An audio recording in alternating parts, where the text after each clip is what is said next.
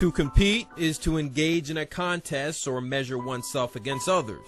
But this Churchill athlete is competing against more than just another team.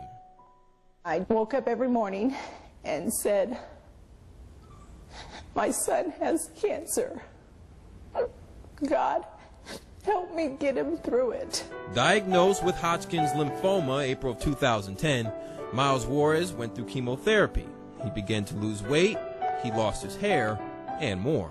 Miles has only really cried twice. The first time was when we told him that he couldn't go to school and he couldn't play sports. After treatments, Miles received good news. Only scar tissue remained, but no cancer, which allowed him to play football this past fall.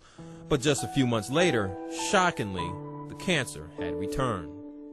Go through football season, getting ready for baseball, and then the weekend before baseball tryouts, I go for a scan, and there's something on the scan. So, I mean, I knew there was always a chance it was going to come back, but they didn't really think it was that fast. Even my doctor didn't want to believe what he was seeing and stuff. I just threw my head above my head and it was almost like I lost, like I didn't care anymore. As Miles competed for his life through 4 rounds of chemo and a stem cell transplant, he went back to the basics, trying to beat this opponent from lessons he learned on the playing field.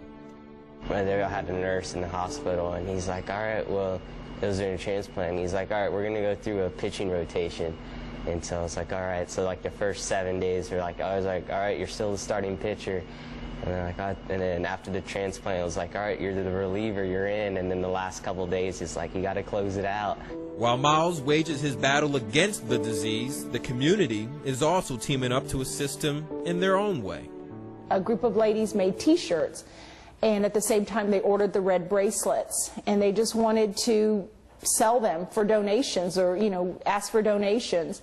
And it just started, just an amazing outpour of support. 800 bands now circulate the San Antonio area. The Juarez family and their struggle also receive attention from the Spurs, colleges from around the state, and even rival local high schools.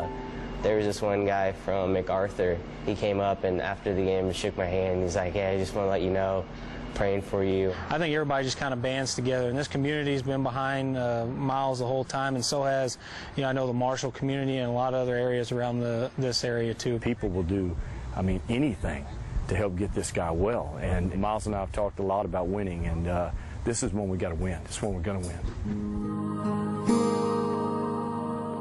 After being released from the hospital, it didn't take long to see Miles back on the field, giving back in his own way.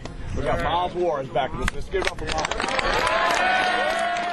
Going there to want to make him feel good and trying to make him feel better, and you leave the room and you feel better because that's who he is. I got to go say hi to my new wide receiver family. Yes, he could be moping around, he could be negative, feeling sorry for himself, but he's just doing the opposite, and that to me that's a hero. In the upcoming weeks, another scan hopefully will confirm that Miles' cancer is gone, so he can go back to competing, to the kind that's fun. It's going to be crazy. It's not going to be like any other practice, I don't think. Hopefully we get some work done, but it's going to be pretty special. If we can get him out on that football field, and I know we will, that will be a testament to what Miles is all about. He has his locker in there, and he has his pads, and he's got his jersey, and it's going to be unbelievable when he steps on that field.